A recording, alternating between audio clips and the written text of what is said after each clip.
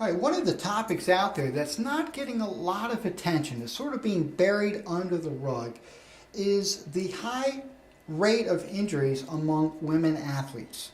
And if you look at the statistics over the last 20 years, or whenever they started compiling these statistics ever since Title IX kicked in 30 years ago, you'll see that girl athletes have a higher percentage of getting concussions, blowing out their knees, or ACL injuries. They're 4, 5, 6 times more likely to have those types of injuries than boys. And there's reasons why. Some of the 2 or 3 of the more common reasons for that are: one, girls are built differently. Their center of gravity's off, their knees are at a different angle. So right off the bat, physiologically, they're built different. Second, they run different. Their biomechanics, the muscles fire at different intervals. And if you train them and coach them like boys, well, they're not made like that, and that's why there's this high rate of injury. And the last reason is overuse. A lot of the girls are specializing in one sport. I'm not going to pick on soccer, but soccer is a biggie. Lacrosse is another one, basketball as well.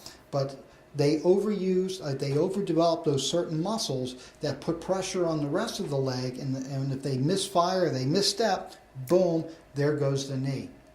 Now what's interesting is, yes, there's this high rate of injury, and if you go to any college women's team, you'll see on the sideline there's probably 4 or 5 girls in the knee brace, and you know that they've had ACL injury.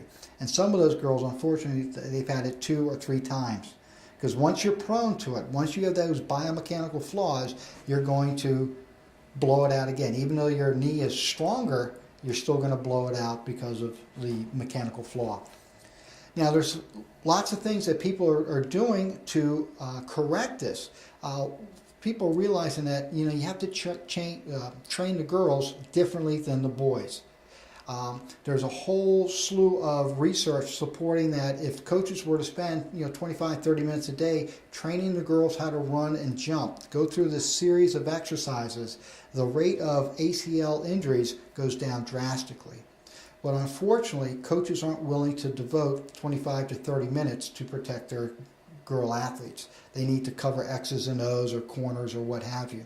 And so, yes, it works, but coaches haven't yet adapted it.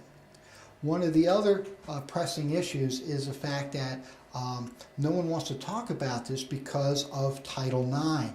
Even the women athletic directors who know what's going on, even the proponents of Title IX, don't want this out there. They don't want this discussion for fear of people detracting and saying, see, that's why girls shouldn't be playing sports. They can't handle it. And so this is a topic that just has not been brought out. Yes, you hear about it, you see it, but no one's willing to discuss it because it's uncomfortable. They don't want to have any issues with bringing this up and having any political backlash and have the women's sports teams cut back because they can't handle sports. But this is a serious issue, and if you're a father or a coach of a girls' team, this is something you're concerned about because you want to protect your athletes.